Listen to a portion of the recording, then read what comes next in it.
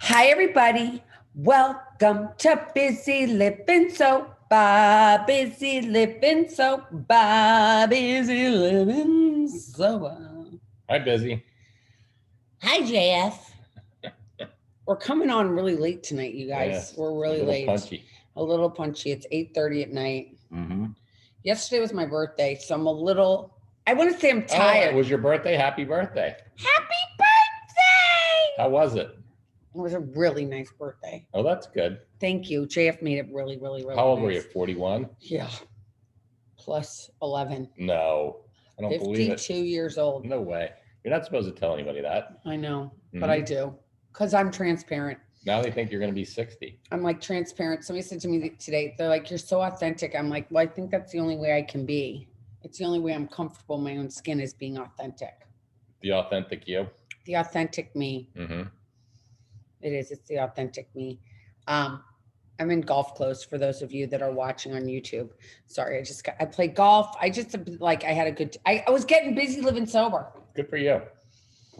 So You were busy. I was busy. So what's up? So now we are on step three. Step 3. Step three Made a. came to believe that a power greater than ourselves. No, Made a.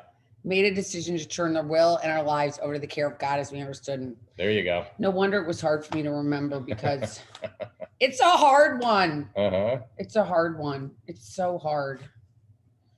It's so hard.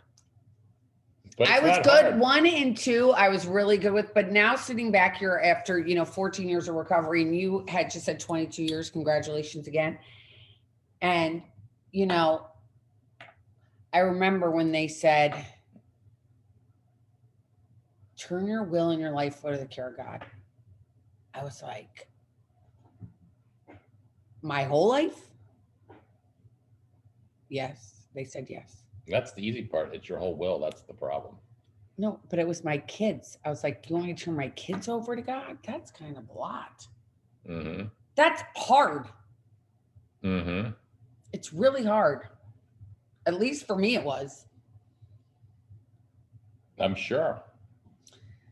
It's not easy turning things over, Oh my gosh, it's having the willingness. especially And when you are so like worried and concerned and filled with fear. and convinced that if things don't go a certain way that they won't turn out the way they're supposed to turn out and The way I wanted them to turn out. all And I that. think that even today in this environment is like, wow, Mm-hmm. we're all being challenged. I think alcoholic or non-alcoholic. Oh, absolutely. I was talking to somebody today. I had to run some errands today, and I was talking to somebody today, and they said, "Well, would you mind doing this?" I said, "No, not at all." And they were like, "Oh, thank you." And I said, "Yeah, it's nice to like not be cranky." And they're like, "Oh my God, everybody is so cranky. I just can't stand it." Oh my gosh, everybody's so I have to tell you that I talked about this, I think, last week, but I saw somebody in the grocery store and they were so miserable. I was like, why are they so miserable? Oh my God, they're so miserable. And then another friend of mine said that she went to the grocery store yesterday and she only had 8 items, and the person in front of her had all these gift cards and stuff, I guess. And she said, "Oh, you can go in front of me." Mm-hmm. And the person didn't even turn back and say thank you. Mm. It's kind of, we're kind of in. So we're going to turn our will and our lives over to the care of God as we understand them. And we're like, okay, our will, what is that going to be?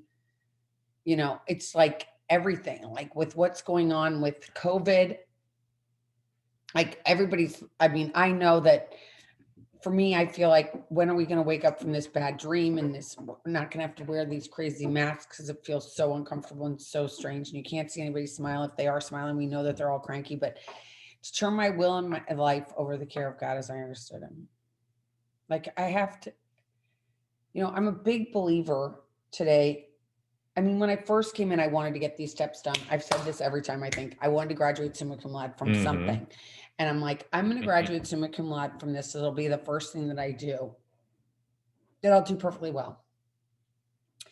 And it was like, I could do number one. I'm powerless. I remember feeling the feeling of like, I'm swearing I'm only having one drink, having 47, and then being restored to sanity. Once I understood that fact that I kept going out and trying to just have one drink and I never could was like, okay, I get that. And I had a God, as we talked about last week. And then, okay, so now this God, I'm going to churn my will and my life over the care of God. And it's, I'm going to get a little personal, because we also know that that's what Bizzy does, is she gets personal and she's, again, authentic. So, right now we're going through this change in our lives, and we don't know where we're going to end up in about 6 months, a little less than 6 months. And it's turning my will over to the fact that I don't know where we're going. And I have a wise, I can call her my sponsor. I can call her my she's my fellow traveler. She's got more sobriety than me, times double, more than double than sobriety than I do. And I was talking to her today, and I said, I just don't know where we're going to go. And you know what she said? What? She knows, wherever you go, you're going to have a roof over your head. And I was like, wow. This is true. And she said, step 3 is something you have to live every day. Every single solitary day when you wake up. And when you feel this fear, like I've been feeling a lot of fear lately, she said, lean into God. And I'm like, so I, take my body and I'm leaning into God. I physically am leaning. And I'm just like, God, just show me today. And she said, none of us know where we're going. And that's my problem, is that not that I know where I'm going all the time, because I don't know what's going to happen, if there's going to be a detour, if something's, whatever, accidents, everything else. I don't know what's going to happen. And that, getting comfort in that. And some free visuals I use for this are, a little kid in the car seat. They're sitting in the car seat and you give them a fake steering wheel. And you're like, this is where you're going to go. And you can see the kid in the back trying to literally steer. You see the kids in the back, and they've got the horn. Trying to turn that car right into the toy store. Right. Or candy store, whatever. And, having that, it's just, I just feel like that, like the little kid in the car seat, or you're in a canoe and God's behind you steering and you're paddling, but you don't know where you're going, but God does know. But all you have to do is paddle, right? That's another example I have of it. And really just letting go to each day. And I think, and I talked about this last week, but I'm a firm believer in, if I did write a to-do list, but I don't write a to-do list each day. But if I were to write a to-do list, I'd have to write it in pencil. Absolutely. Because I don't know what's going to happen. And I think knowing it in your head is one thing. Like, I know in my head, that I want to get certain things. I want COVID to be over. I want the election to be over. I want it all to be over. I just want to have calm. I want to have things back to normal. I just want everybody to be happy. I just want people to smile. I want people to just be, feeling content. And a lot of people are feeling no content. Discontented. They're feeling very discontented and very just not safe or whatever. And getting comfortable in your heart that it's okay. God has me. So if we believe in, we're Christian, if you're Christian out there, which I am, and JF is, I would say you're a Christian. I don't know if you would say you're a Christian. I would say I'm a Christian. Okay, good. I'm glad I'm not speaking for you. But when you say that you're Christian. Definitely not anything else. Yeah. Well, when you say you're Christian, at least the way I was raised, God has made a plan, and God has a plan for you, and it's all going to be okay. And if you're a good person, you'll end up in heaven, right? That's what Christianity. I'm not talking about spirituality. Yeah. I'm talking about Christianity, which is totally different, right? Yeah, I think that's a big part of it. Yeah. So having that sense in my heart, like I do the right thing, I'm a good person, I'm a nice person, then at the end of the day, we'll end up in heaven. So having that sense that God has a plan, he already had a plan the minute I was born, knowing that in my head, and then feeling that in my heart that I don't need to be scared. And there's a phrase that I love. What's that? Faith without works is dead. Mm-hmm. Well, you brought up the, I think the great analogy is the canoe, where you're in the front of the canoe and all you have to do is paddle, but you don't have to steer. And if you're really in the good spot with, faith and trust in God, you don't even have to think about where you're going, because it doesn't matter. You're just going to get there. He's got it under control, so that you don't have to worry about it. But that takes a lot. As a human, because you're looking out of the canoe, you're like, oh my God, there's a waterfall up there. Oh, there's a rock. Oh my God, there's a tree. There's this, there's that. I don't want to go there. There's a fork in the river and I want to go right and we're going left. I mean, whatever it is, you're a human. And that's where you have to have faith and trust. So what I like about the step is, my understanding at least is that just like when we talked about step 2 and in step 2, said you don't even have to believe. You just have to be willing to believe. That's it. And it will happen. And in step 3, you don't have to turn your life and your will over. You don't. You just have to make a decision. You have to say, I want to turn my life, my will over. And you're on your way. Once you do that, it will start to happen. And I can tell you that if it were possible for somebody to be sober for 10,000 years, they would still be struggling with, fully giving their life and their will over to the care of God as they understood him. I don't know that anybody is able to do that perfectly, because we're human. We're not Jesus Christ. That's the perfect example that we had. He fully turned his life and his will over to God. But he had complete trust and complete faith. We're human and we stray all the time. But because we made that decision, we can keep coming back and we can say, you know what? Well, what was I like 10 years ago?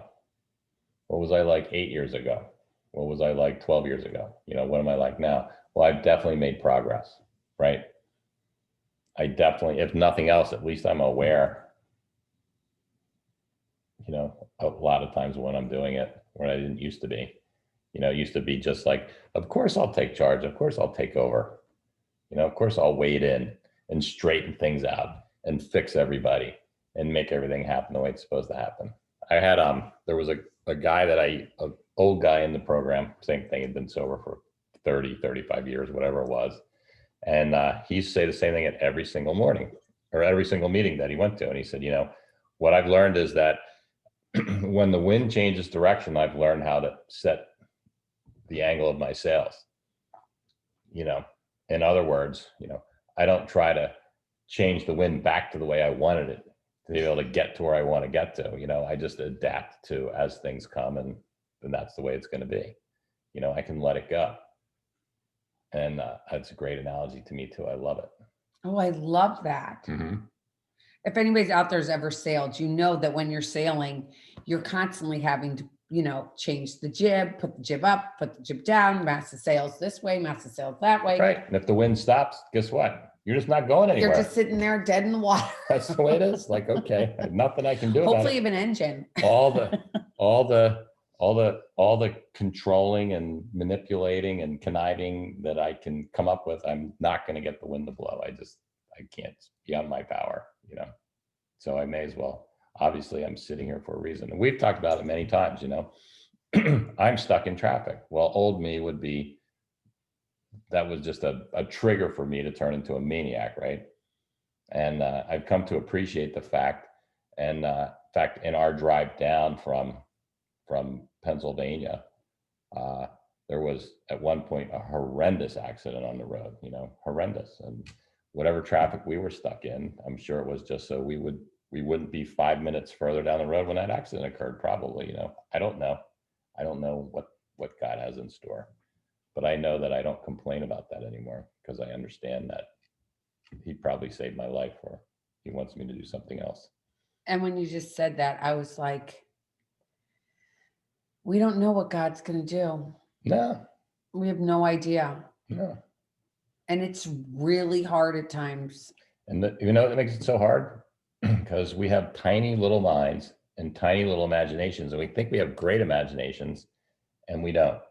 And we think like, I can think of every possibility that's going to happen. Well, you can't, because you can't even get close to it, because an infinite number of possibilities can happen. You've heard me talk about it before.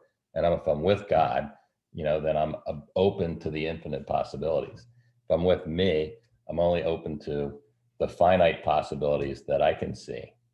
And when I'm worried or nervous about something and I'm projecting to the future, the possibilities that I see are like, they're generally like not good, but they're wildly inaccurate, because the truth of the matter is, have I ever gone a day without food, without shelter, without clothing, without comfort, without love?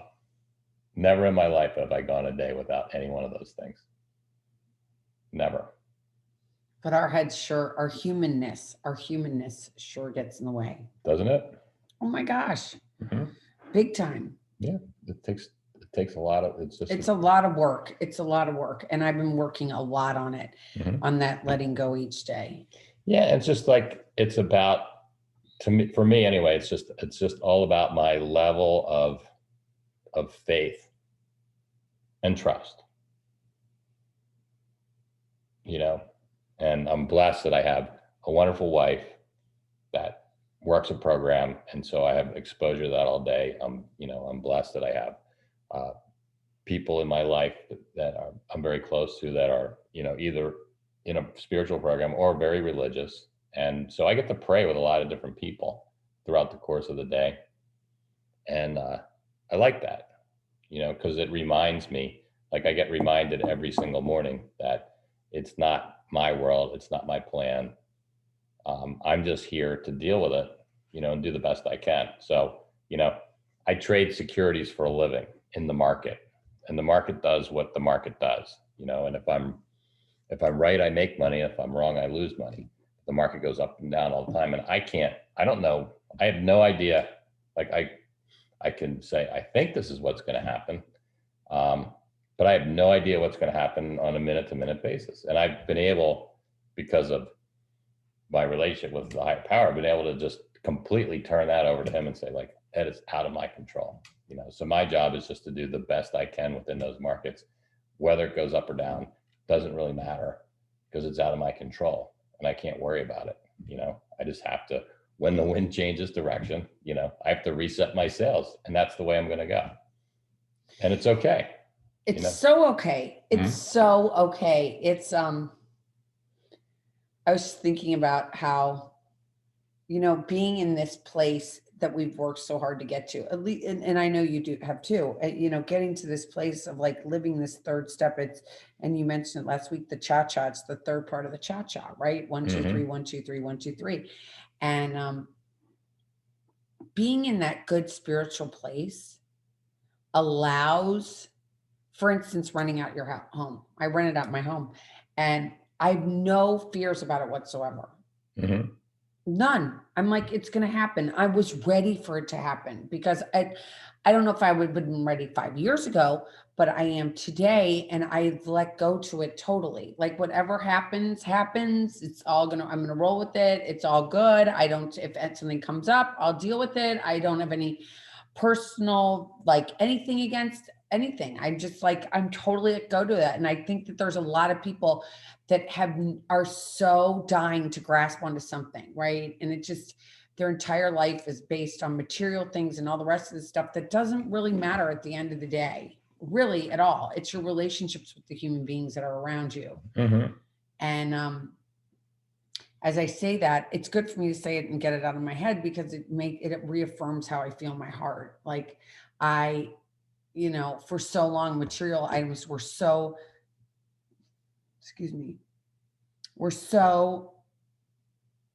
they defined me, right? if I had a nice car, if I had a nice dress, if I had nice jewelry, da, da, da, da, da, da. But it all comes down to really letting go and realizing none of that stuff matters. Like at the end of the day, like you come into this earth as a baby and then you die, and the journey in between is just it's just I think it's like peeling back that onion and realizing at the end of the day what is really important. Mm-hmm. What is the most important thing? And this step 3 is a huge part of like getting to that place where you're at peace. Yes. But when certain things happen, like pandemics, Mm-hmm. ballistic missiles coming to you, um, there's so much uncertainty that happens right in that moment that you feel so out of control. And at me, I can only speak for myself. As me as an alcoholic, I'm like, oh my God, but I want to control something. What can I control? You read my mind. Yeah. What can I control? Mm-hmm. Because that's what we do. Right. There it has to be something that I can control. And there's one thing. Me praying or not. Willing. There's one thing that you can control. What? That at least I believe the same about myself. The only thing I can control, are just my own thoughts. That's it. But sometimes you can't even control your own thoughts. Well, until you get to that place which is prayer meditation, which is all the way down at step 11. But getting to that place right now where my thoughts are, that's where the gratitude comes in. Right. Mm-hmm. So, and I think they always say a grateful alcoholic will not drink. That's what they say. They say that. And mm-hmm. I have to say, I've been grateful. And when you wake up in the morning, and if it's grateful just because there's lights on. How about just because you're awake? Just because you're awake. Yeah. Because you didn't have to be. Yeah.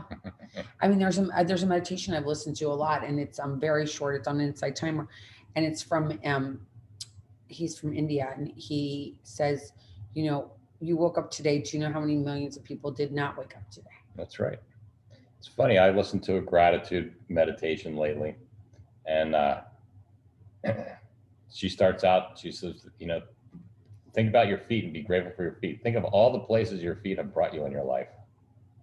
I like that. Oh, I like that too. Mm-hmm. Yeah. I love that. I can tell you that today, now we have tools. Like we can go and do the prayer meditation. I can say, I woke up on my birthday and I was filled with fear. I was not nice. Sorry about that. But, and I got in the car and I drove to the beach and I watched the sunrise. Mm-hmm. And I was by myself. I was with God and the sun and the beach and the waves. And I just thought to myself, thank you, God. Just thank you for these past 52 years. Like, thank you for 52 years of my life. Yeah. Thank you. Thank you for my kids. Thank you for my husband. Thank you for my life. Mm-hmm. I'm filled with gratitude. And it changed my entire day. And not every day is great, but if I use the tools that I've learned in this program, like this one, like I'm powerless over everything. God will restore my sanity. And I've got to turn my will and my life over to him. And I have to do that every day, every single solitary day. And, it doesn't get stale. No, it doesn't. No, my life does. My recovery is not a stale thing. I'm constantly working on it at mm-hmm. all times. I mean, there are times when I feel like things are going really well and I can maybe lay back sometime on my laurels sometimes, but there always seems to be something that comes up that makes me work harder again. Mm-hmm.